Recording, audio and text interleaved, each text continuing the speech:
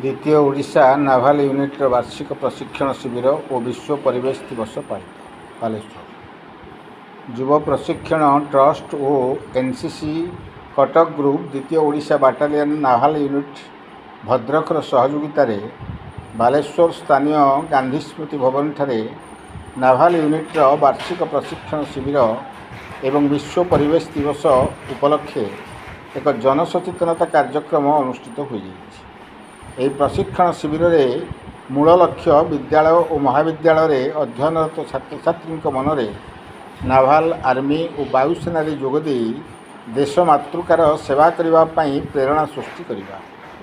एथिने academy पक्षर से स्वतंत्र प्रशिक्षण दि जाए।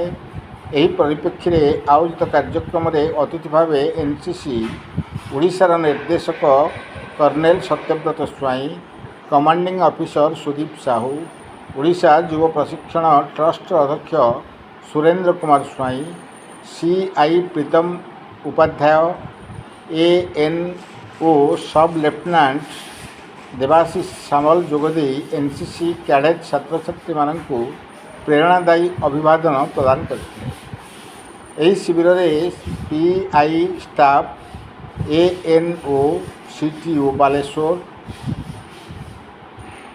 बालेश्वर और भद्रक जिलार कैडेट मानू अतिथि द्वारा पुरस्कृत कर सहित समाज रे परिवेश सुरक्षा अनुकूल वातावरण सृष्टि करने दिगरे जनजागरण सृष्टि करने नहीं कैडेट मान द्वारा सिद्धिविनायक स्कूल परिसर और गांधी स्मृति भवन ठारे विश्व परिवेश दिवस उपलक्षे चारारोपण कर अवसर में सांस्कृतिक कार्यक्रम अनुष्ठित होता।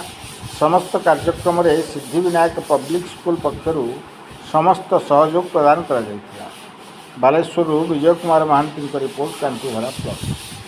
कैंप लोकेशन को आम आसचे बिकज ये आप जानी एनसीसी कैंप गोटे बहुत इंपोर्टेंट एस्पेक्ट अच्छी ट्रेनिंग रो 10 दिन पिला रहीकि जो सब सामरिक शिक्षा नौ जोटा कि जेनराली आम इंस्टीट्यूशनल ट्रेनिंग रे एनओज मैंने जोटा पढ़ाऊँ ताठू अधिक आम किसी प्रदान करुचे।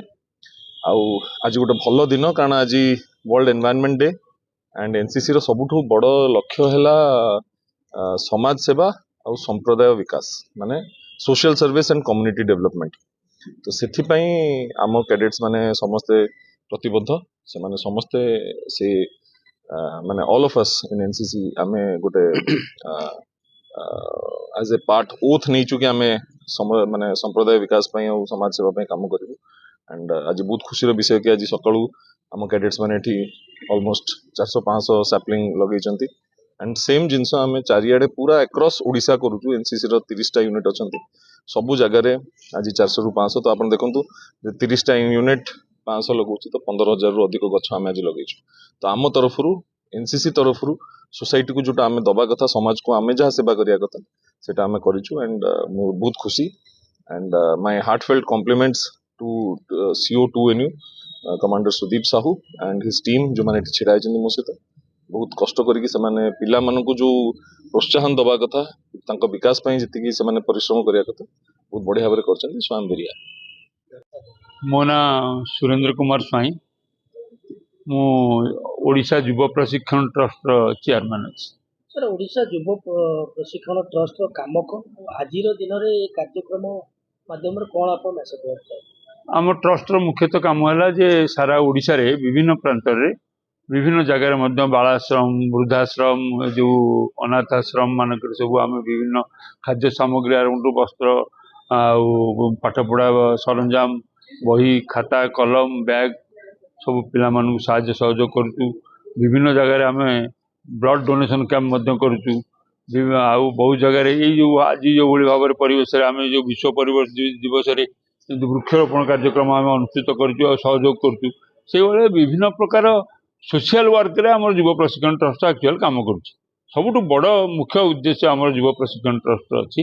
ଏ ଯେଉଁ ନାଁ ଟିକେ ଆପଣ ଅନୁଭବ କରିପାରୁଥିବେ ଯୁବ ପ୍ରଶିକ୍ଷଣ ଟ୍ରଷ୍ଟ, ଆମେ ଗୋଟେ ମୁଖ୍ୟ ଉଦ୍ଦେଶ୍ୟ ନେଇ କରିଛୁ। ଓଡ଼ିଶାରେ ଆମର ଯେଉଁ ୟୁନିଫର୍ମ ଡ୍ରେସ୍, ଯେଉଁଠି ମିଲିଟାରୀଠୁ ଆରମ୍ଭ କରି ପୋଲିସ ପର୍ଯ୍ୟନ୍ତ ଯେଉଁଭଳି ଭାବରେ ଆମର ଯୁବକ ଯୁବତୀମାନଙ୍କର ବା ପୁଅ ଝିଅମାନଙ୍କର ପାର୍ଟିସିପେସନ୍ କମ୍ ରହୁଛି, ସେମାନଙ୍କର କେମିତି ଅଧିକରୁ ଅଧିକ ସଂଖ୍ୟାରେ ପାର୍ଟିସିପେସନ୍ ହେଇପାରିବ ସୈନ୍ୟବାହିନୀରେ, ନାଭାଲରେ, ଏୟାରଫୋର୍ସରେ ବା ବିଭିନ୍ନ ବର୍ଡର ସିକ୍ୟୁରିଟି ଫୋର୍ସରେ ଯେତେ ସବୁ ସୁରକ୍ଷା ବଳ ଆମର ଅଛି, ତାକୁ ଆଖି ଆଗରେ ରଖିକି ଆମେ କଟକର ଗୋଟେ ତ୍ରିଶୁଳିଆ ଠାରେ ଗୋଟେ ଏକାଡେମୀ ଖୋଲିଛୁ।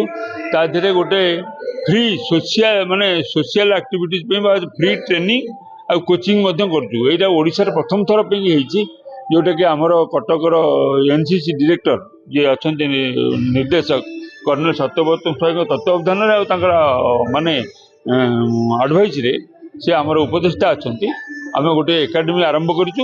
ସେ ଏକାଡେମୀରେ 200 ପିଲାଙ୍କୁ ଆମେ ବର୍ତ୍ତମାନ ଫ୍ରି କୋଚିଂ ଦେଉଛୁ।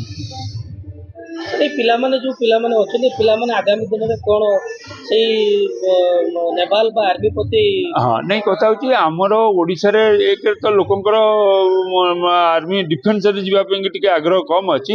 ଫିର୍ ବି ପିଲାମାନଙ୍କର ଆମର ଯେଉଁମାନେ ଯେଉଁ ଦେଖୁଛନ୍ତି ଆପଣ ଏନସିସି ପିଲାମାନେ ହେଲେ, ପୁଅ ଝିଅମାନେ ସବୁ ଏନସିସି ନେଇଛନ୍ତି, ସେମାନେ ମଧ୍ୟ ଚାହୁଁଛନ୍ତି ଗୋଟେ ମାନେ ଡ୍ରେସ୍ ପିନ୍ଧିକି ଗୋଟେ କ୍ରେଜ୍ ଚାକିରି ଯେଉଁ କରିବା ପାଇଁକି ଆର୍ମିରେ ହଉ, ନାଭାଲରେ ହଉ, ଏୟାରଫୋର୍ସରେ ହଉ ବା ପୋଲିସରେ ହଉ, ସେଥିପାଇଁକି ଆମର ଓଡ଼ିଶାରେ ବା ଓଡ଼ିଶା ସରକାରଙ୍କ ତରଫରୁ ହଉ ବା ବିଭିନ୍ନ ଏନଜିଓ ତରଫରୁ କିଛି ସୁବିଧା ଆଗରୁ ନଥିଲା, ଯେଉଁଟାକି ଆମର ଡାଇରେକ୍ଟର ଏନସିସ୍ ଆମକୁ ସହଯୋଗ କଲେ ଏବଂ ଆମକୁ ମାନେ ପରାମର୍ଶ ଦେଇକରି ଆମେ ତାଙ୍କରି ପରାମର୍ଶରେ ଗୋଟେ ଏକାଡେମୀ ଖୋଲିଛୁ କଟକ ତ୍ରିଶୁଳିଆଠାରେ। ପ୍ରଥମ ଥର ପାଇଁ ଓଡ଼ିଶାର ପ୍ରଥମ ଥର ପାଇଁ ହେଇଛି। ସେଥିରେ ପୁରା ବିଧିବଦ୍ଧ ଭାବରେ 10ଟାରୁ 5ଟା ପର୍ଯ୍ୟନ୍ତ ଶିକ୍ଷା ଦିଆଯିବ। ଭଲ ଭଲ ଟିଚର ରଖାହେଇଛି, ଫ୍ୟାକଲ୍ଟି ରଖାହେଇକି ତାଙ୍କୁ ପାଠ ପଢ଼ାଯିବ। ତା ସହିତ ଭଲ ଟ୍ରେନର ରଖାହେଇଛି, ସକାଳୁ 2 ଘଣ୍ଟା ଟ୍ରେନିଂ ଦିଆଯିବ, ଯେଉଁଟାକି ଆମ ପିଲା 100ରୁ 100% ଯେଉଁଭଳି ଭାବରେ ମାନେ ୟୁନିଫର୍ମ ଡ୍ରେସ୍ରେ ଚାକିରି ପାଇପାରିବେ। ଧନ୍ୟବାଦ।